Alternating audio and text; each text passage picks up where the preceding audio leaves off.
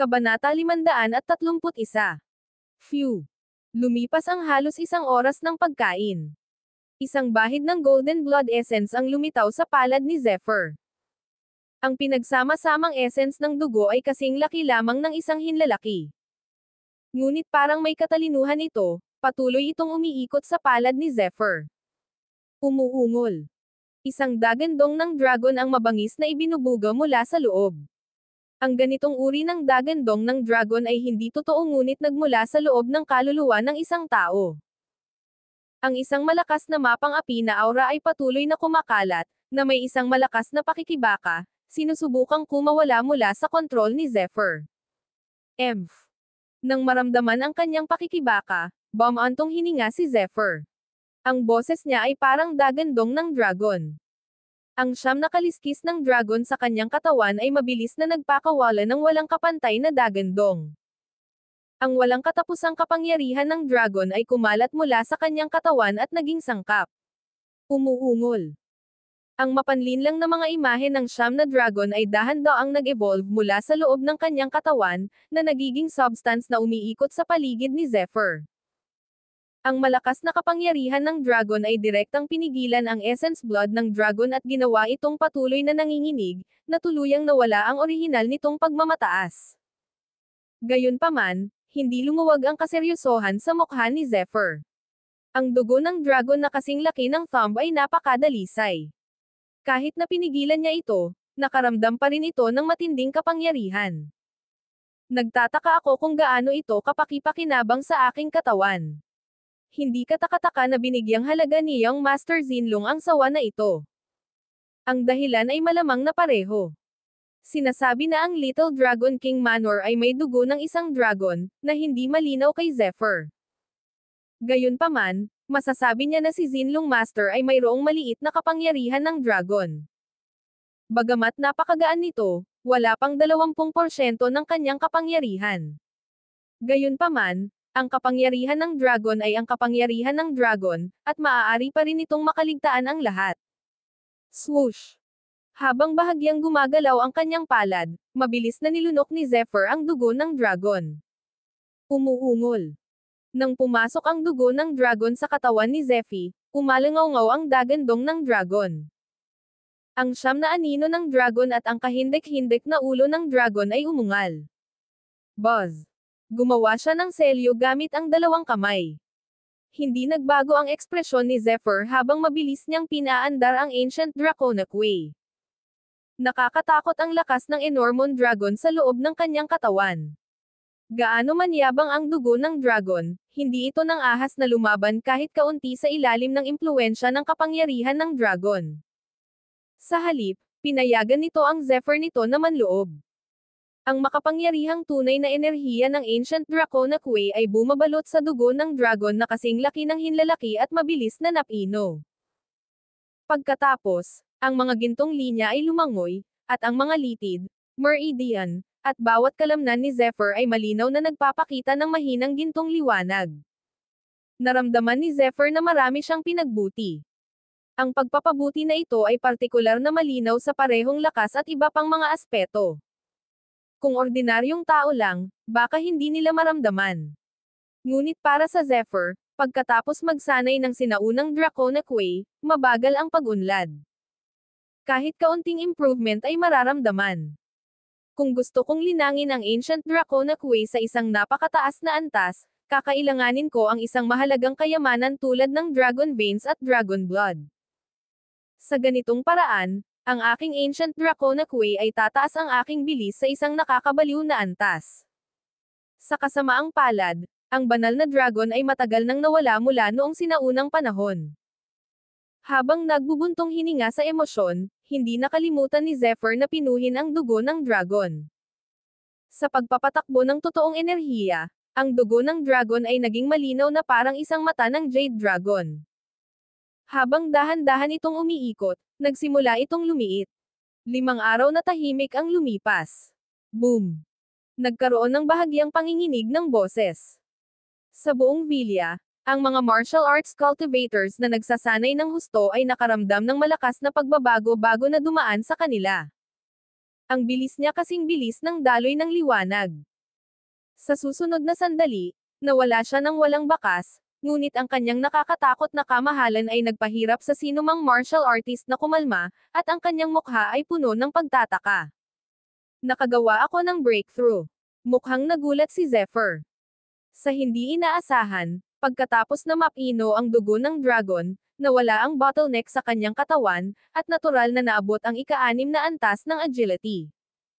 Gayunpaman, ang labis na ikinagulat ni Zephyr ay sa oras na ito, may isa pang pagbabago sa kanyang katawan. Kabanata 532. Swoosh! Ang mga mata ni Zephyr ay kumikinang sa banal na liwanag, at siya ay nalubog sa kanyang katawan na may buntong hininga sa kanyang mukha.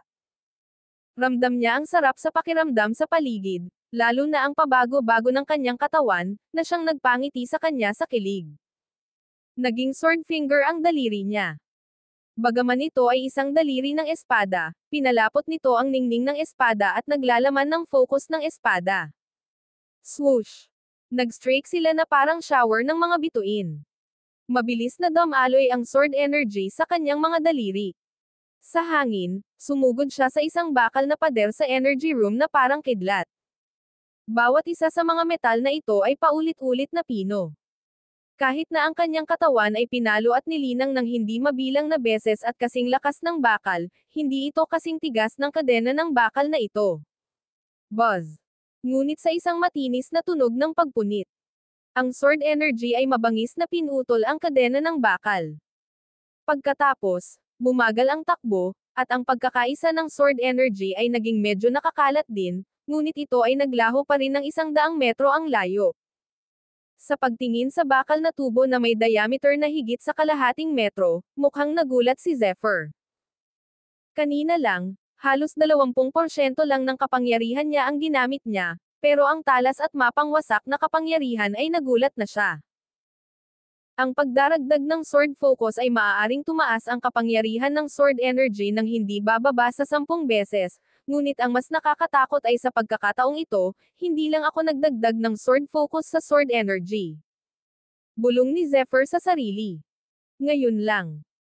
Matapos ang ganap na pagpino ng dugo ng dragon, ang tunay na enerhiya sa kanyang katawan ay natural na nakalusot sa mga tanikala at umabot sa Levi 6 na agility realm.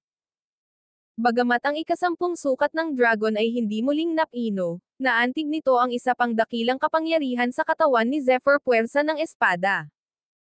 Ang puwersa ng espada ay isang uri ng pag-unawa sa itaas ng focus ng espada. Ang sinumang nakakaunawa sa puwersa ng espada ay masasabing isang big shot mula noong sinaunang panahon hanggang sa kasalukuyan. Sa sinaunang panahon na iyon, mayroon pa ring banal na panahon ng dragon. Isang dagandong ng dragon ang yumanig sa kalangitan, ito ay isang uri ng puwersa. Ang tinatawag na momentum ay isang hindi nakikitang pagpapakita ng pagpapalabas ng kakanyahan, lakas, at espiritu sa sukdulan. Kapag inilabas, ito ay magbubunga ng isang mahusay na mapanirang kapangyarihan.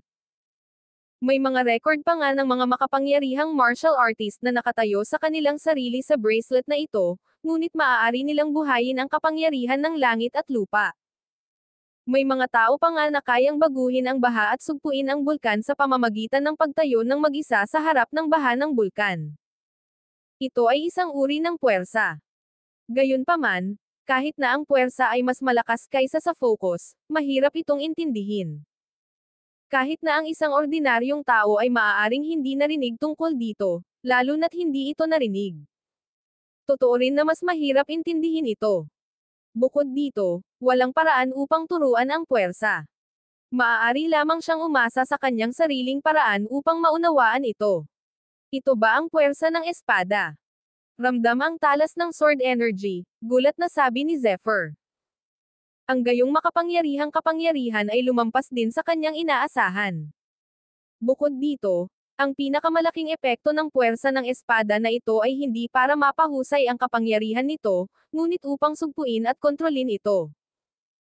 Kapag naunawaan ng kanyang Zephyr ang puwersa ng espada at ganap na pinaandar at ipinakita ito, ang kanyang paglilinang at mga kwalifikasyon sa tao ng espada ay sapat na upang maabot ang Supreme Power Realm. Isang espada master.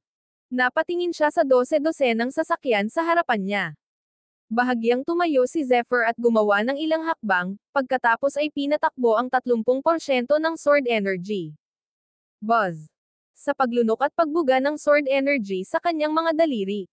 Muling iwinagayway ni Zephyr Khan ang kanyang mga daliri.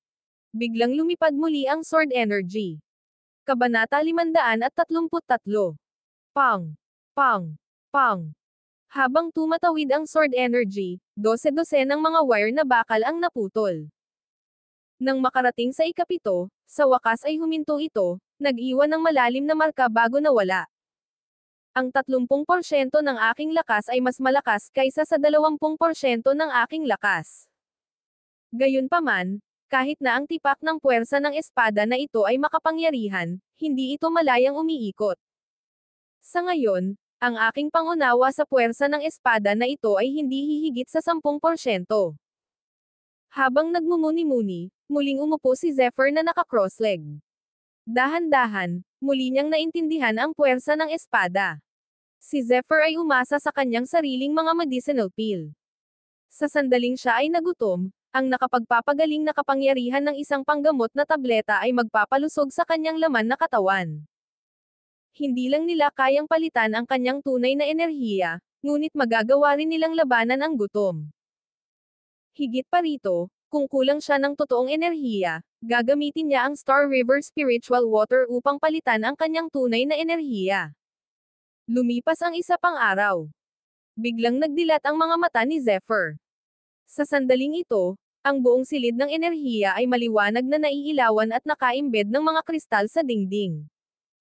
Gayunpaman, sa pagbukas ng mga mata, ang mga mata ni Zephyr ay tila kumikislap na may dalawang sinag ng maliwanag na liwanag ng espada. Kung ang isa ay tumingin kay Zephyr, ang kanyang mga mata ay mabubulag. Buzz! Muling gumalaw ang daliri niya. Swoosh! Sa daloy ng sword energy, sa pagkakataong ito, ang sword energy ay mas condensed kaysa dati. Isang jet ng sword energy, tulad ng isang banal na talam. Kumislap sa linya ng bakal sa harap niya na may makapal na pagbabago sa malinaw na kristal. Buzz buzz buzz. Sa patuloy na pagkasira ng bakal na tubo, sa wakas ay tumigil ang ikawalong bakal na tubo. Magandang pag-unlad. Tumanggaw si Zephyr. Ang parehong 30% ng kanyang lakas, ngunit mayroong isang karagdagang bakal na tubo, at ang ikawalong bakal na tubo ay malinaw na higit sa kalahati ang lalim. Isang araw lang iyon. Hanggat gumugol siya ng mas maraming oras, ang kanyang Zephyr ay maaaring gumawa ng higit na pag-unlad. Umupo ng cross-legged. Pangunawa. Ang espiritual na lakas ni Zephyr ay patuloy na ginagaya at ginagaya ang puwersa ng espada na nakita niya sa Moonview Cave ng Boundless Academy. Hinigop din niya ang asensya ng espada at isinama sa sarili niyang puwersa ng espada. Sa ganitong paraan, pumasok si Zephyr sa isang nakatutuwang pagsasanay. Kung talagang naiinip siya, iisipin ng kanyang Zephyr ang iba pang martial arts, na maaaring ituring bilang isang uri ng pahinga, at pagkatapos ay pumasok muli sa pangunawa ng puwersa ng espada. Dumagundong. Dumagundong. Sa labas ng Wuji City. Nagkalat ang dalawang figure sa kalangitan. Ang malakas na tunay na enerhiya sa labas ng kanilang mga katawan ay tumama, at ang puwang na napunit ay nagsimulang gumawa ng malalakas na alon. Nang huminto ang dalawa ay naging malinaw ang itsura ng dalawa. Sila ang dalawang eksperto na tinawag na Dragon Slaves ng Little Dragon King Manor noong hinabol nila si Zephyr. 7 araw. Bagaman ang isa sa kanila ay may kahoy na mga mata, mayroong matinding puot sa kaibuturan ng kanyang mga mag-aaral, na parang anumang oras ay maaaring sumabog. Oo. Tumango ang isa, at ang evil blood energy sa paligid niya ay lumakas. Maghintay. Hindi masama. Muling nagwala ang dalawa, nag-iwan ng makapal na masamang espiritu. Siyempre, hindi alam ni Zephyr ang mga sagot ng dalawa. Sa oras na ito, siya ay ganap na nakatuon sa pag-unawa sa kanyang sariling puwersa ng espada. Hindi ito mawawala, hindi mawawala. Habang unti-unti niyang naiintindihan, bulong ni Zephyr sa sarili. Buzz. Mabilis na gumalaw ang mga daliri niya. Isang tipak ng sword light ang kumislap. Boom! Biglang may malakas na alitan at napunit na tunog. Ang dosenang bagong pinalit na bakal na tubo sa tapat ay pinutol sa kalahati. Kabanata 534. 13 Steel Pipe. Ngayon, umabot na sa kalahating porsyento ang pagkakaintindi ko sa Sword Force na ito. Sabi ni Zephyr na bakas sa mukha ang pagkagulat. Bagamat humigit kumulang kalahati pa lamang ang kanyang pagbuti, medyo masaya si Zephyr. Pagkatapos ng lahat, ito ay hindi isang simpleng pagpapabuti, ang kanyang pag-unawa sa puwersa ng espada ay lubhang malabo. Sa milyon-milyong eskrimador, mahirap humanap ng taong makakaunawa sa pokus ng espada. Kapag naintindihan na niya ang pagtutok ng espada, siya ay magiging isang walang katulad na henyo at ang kanyang hinaharap ay magiging hindi masusukat. Sa mga eskrimador na nakaunawa sa puwersa ng espada, ang bilang at ratio ay magiging mas kaunti. Sa makatuwid, lubos siyang nasisiyahan na nahawakan at naiintindihan niya ang 10% ng puwersa ng espada. Swoosh! Habang nakapikit siya, pumasok si Zephyr sa isang estado ng pag-unawa. Sa pagkakataong ito, mas mahaba ang pagkakaintindi niya kaysa dati. Sa wakas, isa pang 10 araw ang lumipas. Buzz! Sa cultivation room na ito, biglang bumukas ang mga mata ni Zephyr na parang namuti. Sa kaibuturan ng kanyang mga mata, may dalawang kakaibang linya ng liwanag na kumikislap, na tila kayang pigilan ang isang tabi. Sa vilya na ito, isang sinag ng matalim na liwanag din ang kumalat sa paligid. Saan man ito magpunta, hindi napigilan ng mahahabang espada ng maraming martial artist na bahagyang manginig. Kahit na pinaghihiwalay sila ng mga vital energy room, ang kanilang mga espada ay nanginginig pa rin ng hindi sinasadya. 20% Sword Force. Tagumpay. Pagtayo niya, sumilay ang ngiti sa mukha ni Zephyr. Buzz.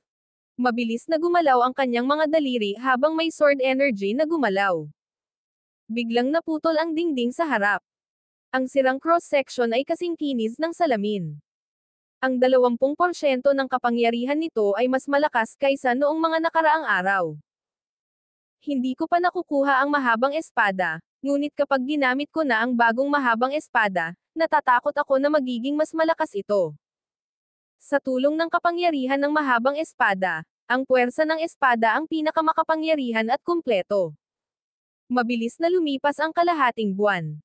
Sa mga huling araw, hindi na naiintindihan ni Zephyr ang puwersa ng espada, ngunit dahan-daang nagpahinga. Ang layunin ng pagpunta sa City of Martial Silent ay naging above-even. Sa ngayon, ang layunin niya ay hanapin ang Ghost Soldier at pinuhin ang dugo ng dragon sa katawan ng Silverhorned Golden Striped Python. Natapos na ng huli ang dalawang gawaing ito at gagawin na ng mga eksperto ang kanyang bagong sandata. Siyempre, ang pinakamalaking benepisyo ay ang pag-unawa sa puwersa ng sword. Nagbigay ito sa kanya ng higit na kumpiyansa sa dalawang eksperto ng Wuji City. At ito rin ang dahilan kung bakit siya nagpapagaling. Ang bawat isa sa dalawang eksperto ay dapat nasa Levi Sham na Agility Realm. Kung mag-isa silang lumaban, baka hindi sila matatakot ni Zephyr. Gayunpaman, walang kumpiyansa si Zephyr na talunin sila noon, ngunit ngayon, sa paglilinang ng Levi 6 na agility at sa kapangyarihan ng Siyam na kaliskis ng dragon, tiwala siya na kaya niyang labanan ang mga ito. Tara at tingnan natin kung paano ginawa ng Ghost Hand ang aking sandata. Pagkatapos maglakad palabas ng Vital Energy Room na ito, nagpatuloy si Zephyr sa paghahanap sa Ghost Hand. Ito ang iyong espada. Pagkarating sa tirahan ng Ghost Hand, dahan-daang lumabas ang Ghost Hand na may dalang mahabang dilaw gintong talam. Kahit na nagbago ang hitsura ng Draken, nakilala ito ni Zephyr sa isang sulyap. Ang koneksyon sa pagitan nila ay napakalinaw.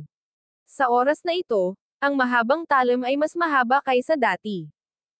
Ito ay kulay ginto, at isang gintong liwanag ang patuloy na umaagos dito. May mga pattern pa ng dragon dito, na parang buhay. Kabanata 535. Hindi ko inaasahan na ang iyong mahabang espada ay magkakaroon ng isang uri ng katalinuhan. Nang ito ay ginawa, ang epekto ay nakakagulat na mabuti. Matapos itong idagdag sa Golden Dark Steel, ang asensya nito ay ganap na nagbago. Habang hinahaplos niya ang mahabang espada, may nag-aatubiling tingin ang lumitaw sa mukha ng Ghost Hand.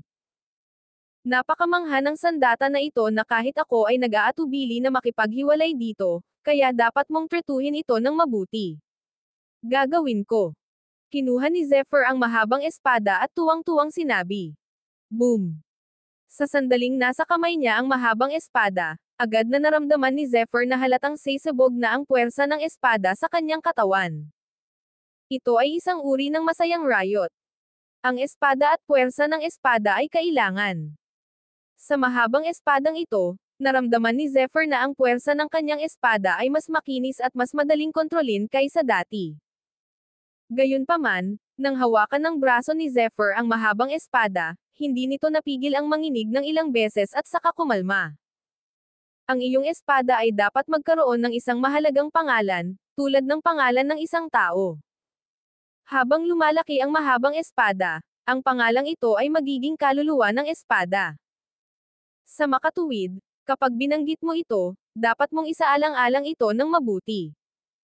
Ang espadang ito ay may pangalan na, ang Drakent.